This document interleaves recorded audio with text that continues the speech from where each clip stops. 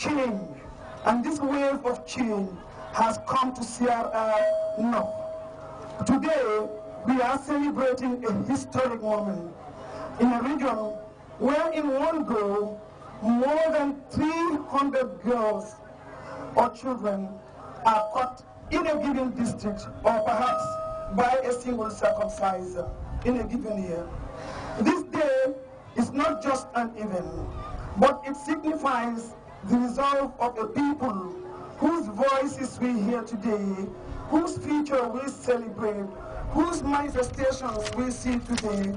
The dropping of the knife is not only a means to an end, but it is an end in its entirety after relentless efforts, engagements, dialogue, trainings, and consensus building to end the practice of female genital mutilation. The Gamkotra boss also said they have led 4 public declarations, and this event has manifested the importance of the training and empowering people in order to effect positive attitudinal change. Since 2011, Gamkotra have been engaged in effective and efficient social mobilization processes with the support of community leaders who have helped map the region into clusters, adopted as a development approach by Gamkotra to end FGM in the Gambia. Representing the Ministry of Health, Jankoba Jabi said the event is timely as his ministry is aware of the health complication of FGM on the sexual reproductive health of women and girls. Jabi further assured that the ministry will support efforts to totally end and eradicate FGM. Governor Gani Toure and Sylvia Chant from London expressed similar sentiments. Fuatu Sanyang Kinte, the UNFPA's Assistant Country Director, said FGM is a deep-rooted traditional practice which affects the lives of women and girls, adding that the need to abandon it cannot be emphasized. Kinte says the UNFPA promotes the reproductive health of women and girls, which has solidified the long relationship between UNFPA and Gamkotrap. Speaking on behalf of female circumcisers, Tanji Yafa said the knowledge gain has been put into good use, vowing to drop their knives for good. She observed that FGM has serious health implications on girls who undergo the practice. It is estimated that over 140 million girls and women alive today have undergone FGM and 30 million are at risk. This has become a global problem which requires immediate solutions.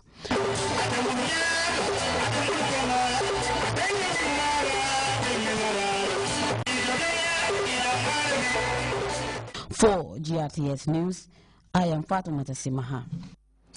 The National Association of Cooperative Credit Unions, NACUC, recently unveiled its 2012 annual report before a well-attended gathering.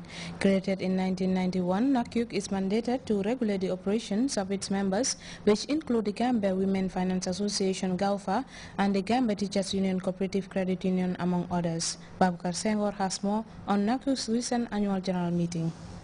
The Association of Cooperative Credit Unions, NACUC, has held its 22nd annual general meeting at the association's grounds in Kanifing.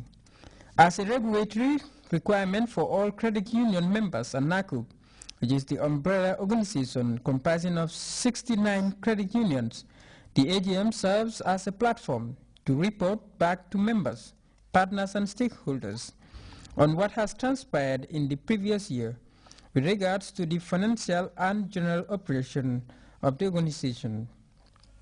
Speaking at the 2013 annual general meeting, whose theme is creating a brighter Gambia through credit unions, the chairman, board of directors at NACUC, Babukar Fati, dilated on the rationale underlining credit unions. The chairman further spoke of NACUC's task regarding the development of its members and the nation as a whole. At the heart of the philosophy and principles of credit union is to provide the most cost-effective financial and non-financial services to members through collective savings. Our theme for this year's AGM is creating a brighter Gambia through credit union. In recognition of our common bond and in alignment to the government's economic development agenda as Vision 2020 and the program for accelerated growth and employment page Our task as a movement is to increase the number of smiles we put on people's faces by providing agricultural inputs for farmers, paying medical and educational bills, providing mobility, and most importantly, providing homes for the credit union family. Fatih further said that the continuous effort of his organization to better the lives of Gambians, particularly NACOG members and fellow cooperators, is fruitful and as such recognized by regulators. NACOG, in partnership with the credit unions, is recognized by regulators as one of the most vibrant and sustainable non-banking financial institutions in the Gambia. We humbly appreciate this genuine recognition, and I would like to assure you that we will continue to be steadfast in our dedication and commitment to the economic development of our country. The Registrar of Cooperatives said that women should not be left behind, as they are active participants in the Gambia's economic development, particularly in the agricultural sector. He urged NACOG to align its development programs and projects in line with government's development agenda. One is to have food security in this country. Two is to reduce poverty and also to improve the livelihood of the rural people. Therefore, whatever policies or programs or projects that you may initiate within the credit union fraternity, particularly NACOG, must be anchored or aligned with government programs and policies. Babukar Jeng, the managing director of NACOG, added that his organization has taken the extra mile to cater for the needs of its members.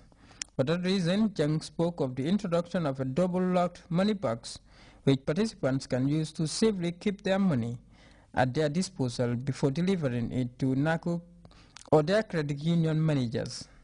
If you open it, you will see something like a condom, a hole there. That means you, the owner, will have the key to the outside. So if you are a market woman or you are involved in business and you find the credit union very far, you can go to your rural credit union and they will give you one of these boxes. As it is a NACOG policy to step down after serving for 6 consecutive years as a board member, 3 retiring board members in the persons of Mariama Bojang, Dominic Mendy and Omar Jallo were presented with gifts. Given the fact that many new banks became operational in the country in the past few years, non-financial banking institutions like NACOG should perhaps be providing invaluable and affordable service to their members in order to maintain or even increase their share of the Gambia's financial sector. For GRTS News, this is Babukar Senghor. That report by Babukar Senghor takes us to our first break. We'll be right back. Standard Chartered, here for good. 5 new ATMs. At Standard Chartered Bank, our customers come first. Standard Chartered have promised to be here for customers. That's why we have now installed 5 new ATMs away from our branches for customer convenience. This makes a total of 10 ATMs across the country, which means as a Standard Chartered Bank customer, you will never be short of cash. ATMs will always be nearby. You can do more than cash withdrawals at our ATMs. You can also do checkbook request, statement request, mini statement request, funds transfer, balance inquiry, and PIN change request. Our 5 new ATMs are Rusubi Turntable, Cape Point at Cape Point Hotel, Brikama Gulp, Bakote Gulp, and Churchillstown Gulp. That's 5 new ATMs. Standard Chartered, here for customers. Standard Chartered, here for good. Welcome back. Police across 26 European countries are looking for a convicted armed robber who staged a daring escape from a French prison over the weekend. Now police say Redwine Fiat took hostages and used explosives. CNN's Dan Rivers went to the prison in Lille.